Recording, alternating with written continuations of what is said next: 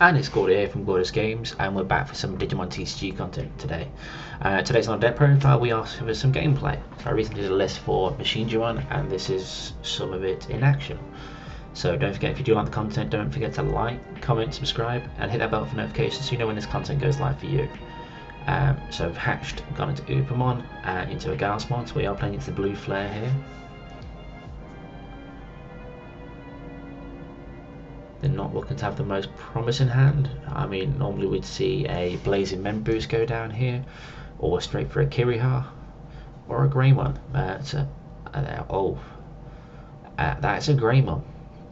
That is not the greymon we was looking for, but we'll take that. So we're hatching to Pogu. Do we have the rookie? That is the question. We do. So we go for the Guri, decide not to be greedy, but we do draw one off the back of that. So we ditch for a Guardian to draw two, we'll cycle some more cards. We'll go into the Guardian at the back. And then we throw down a Chikori just to counter this deck's obviously Digicross effects. So we played conservative there. I did have that level 5 in hand, but I decided not to opt for it and just to try and slow down their plays before they go Metal Greymon, swing for 2 checks and all that jazz. If the Galsmon goes in for the check, I hit the Metal Tyrannomon, so it does get the proc for its effect to play out something suspended. I believe that's a Decker, so it will draw for every one I've got on board and itself. So three draws in total.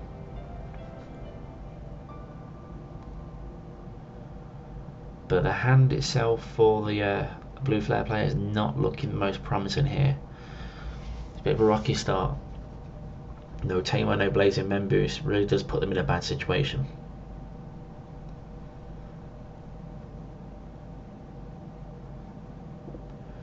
And the Chikori deck being down there to stop the reduction on their cost, and that is a big hindrance. I do believe they have ways to get rid of those now. I think this is the one. I can't remember the name of it for the life of me, Cyber Launcher or something like that. Let me know in the comments if you do know it, because I don't recall the name of it. Took in the male bird. So we get the Chikori back, so we can play it back out if needed. They can't get rid of it completely. So when I swing with the Guru, we'll decide to stay and raise him. We'll get off board so we're down to just one single stack. And then we opt to go into the Gigadramon there and raise him, which gives you 2k buff on your opponent's turn. Now one of the interesting effects for this matchup now, because it used to be a case of the issue is you couldn't block because you'd be froze out by one of their effects or somewhat. But with the Analog Man, even if you're froze, you can still proc it by suspending if you're a level 6 machine, and then just redirect into you. So even if you don't have blocker and stack, it does add a little bit more of advantage in this whole game.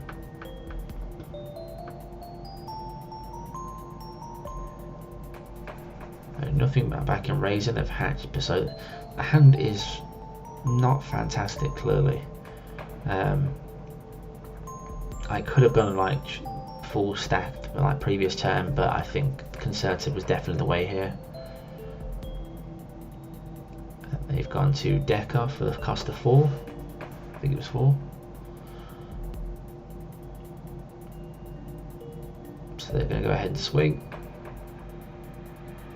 And they hit a Analog, which is nice for us. We'll take that. We do lose the option, which is a bit sad, but we do get a rookie in case we need it. And an Analog Man, so I'm in a good place right now. They're down to 0, so I don't see them putting me in anything less than 2, maybe 3. I think it'll be 3 here, which then puts me in a very promising position.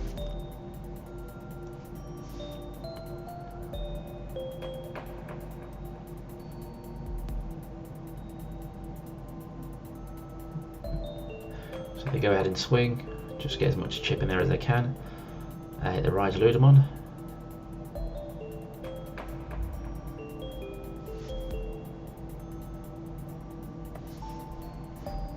And they give us 5 with the Blazing Men boost.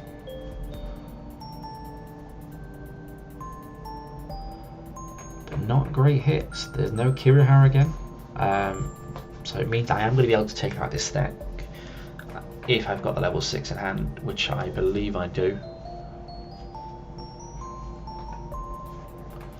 So we should be able to capitalise here and basically try and steady out the game a bit more and turn it into our pace. Yeah, we go straight ahead and raise out.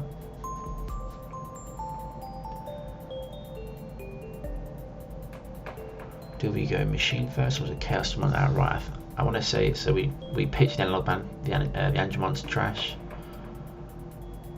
It makes sense to go machine. There we go for 3. Draw gets effects, so we reveal the top 5 cards. We can add an analog man to hand, and we can either tuck a machine or cyborg under the stack or add it to hand.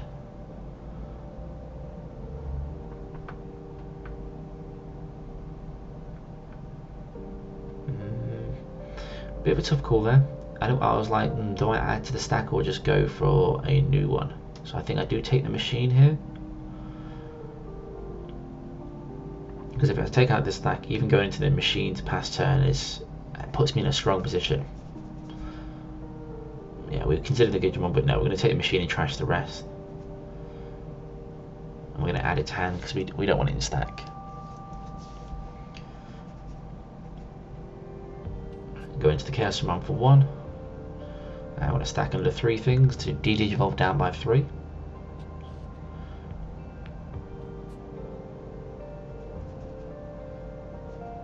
So we've got a Metal Greymon for Unsuspended, Reboot, and another 2k for the Digimon. So technically we are 16k on our opponent's turn. So from my recollection, I don't think Blue Flair's got anything to go over the top of that. Which means they're always going to have to add Analog Man. It's going to cause them a lot of problems.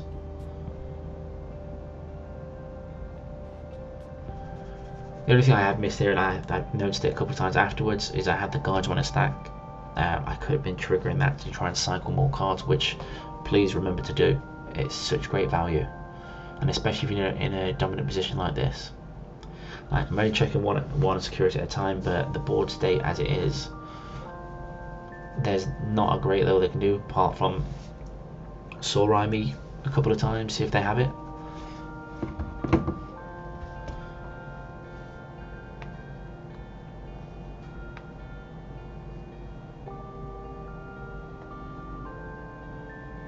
So onto the Gauss and raising. I still don't think it's improved much here hand wise. The no tamers is really kind of hitting things. Not being able to save those to reuse.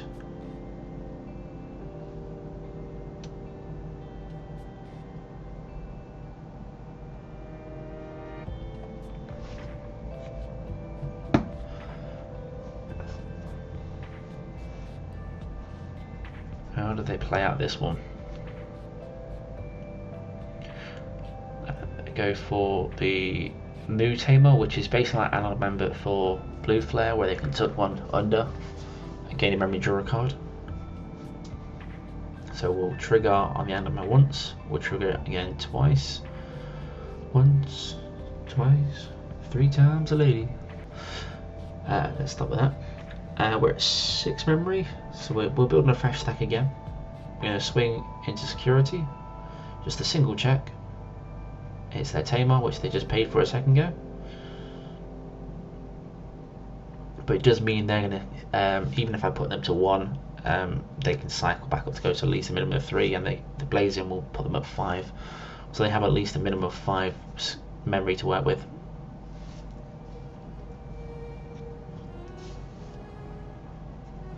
And we'll go to Curry just to try and shut that down a little bit. They can gain to go to 3 like I said, and they can do all that, but it means they'll be paying full cost at the very least. I've only got the 1 security left, but I can look to chunk block with the Chaos. Chaos one we don't really want to die, but it's going to happen, it's going to happen.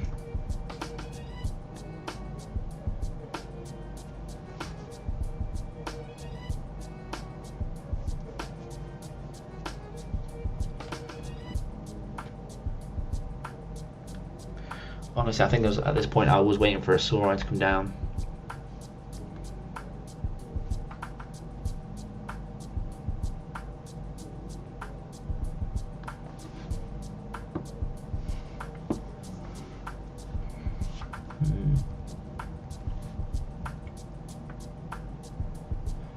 Now, I played this a little bit slower than I played it to the pace I needed to for the stuff at hand, because I have got the pieces to go full combo.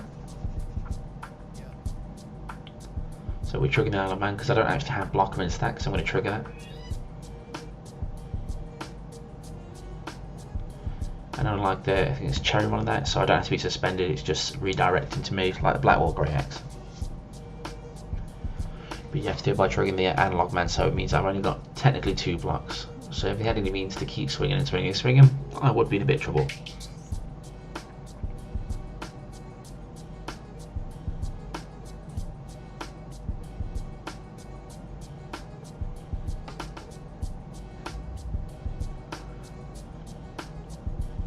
I think my opponent looks to play down a Kirihara to pass at this point here. They really did have a tragic handset. The blue Flair is still a very playable deck going into BT11, so the obviously the new tamer there to add a little bit to it. I don't know how much more competitive it makes the deck. It's still playable like it was before, and it was still a difficult deck to deal with in some circumstances. So it will still see some play, I'd imagine. And the Blazing this time paying off, does get the Kirihara and some of the pieces.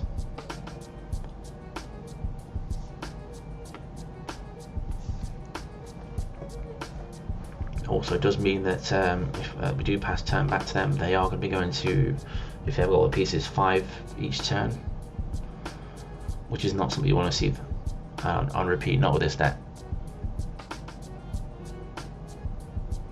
And it's going to take the, I think it's the Digimon and the Metal Greymon, and the Kirihara will play out. So I start on 2. Do we pitch to gain memory? Yes, we do. So we did pitch, gain a memory, pitch, gain a memory. We go into, I think it's the Metal Greymon we have in here, the BT11. It doesn't do a lot here to like clear the board and that, but you know, so we're going to the Digimon. So no matter what happens when we pass turn, if we have the pieces, we're able to at least cycle up into our finishing point.